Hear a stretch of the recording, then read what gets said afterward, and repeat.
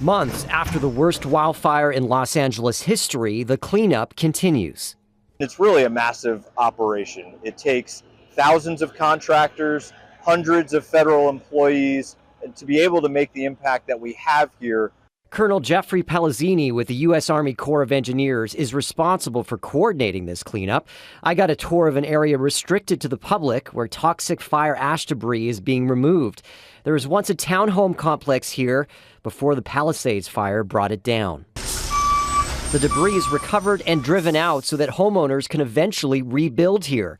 Personal items a reminder that these were once people's homes. So this entire area would have been engulfed by the Palisades fire back in January. A lot of activity here now as reconstruction efforts are underway. The Pacific Coast Highway, which the fire actually crossed over to the ocean, has now reopened, but it was closed for months.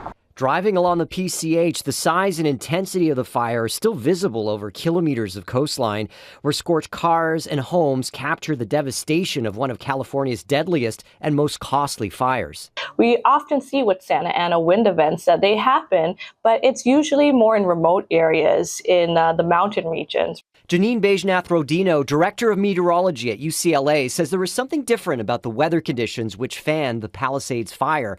A ridge of high pressure which helps to create the Santa Ana wind circulation was farther northeast, changing the typical wind direction as it moved violently through hills and canyons, allowing warm, dry air to stoke the flames. Because of all that energy that this northerly wind brought, it didn't just stay in the higher mountain regions, but it was brought down all the way to the foothills and the urban regions. I know that a lot of people were caught by surprise. And with unprecedented fire events becoming more common, this master's student at UCLA is researching how to better communicate weather warnings. Try and find a way that we can bridge the gap between the scientific community and the general public. And well after the initial inferno, challenges remain as the work continues.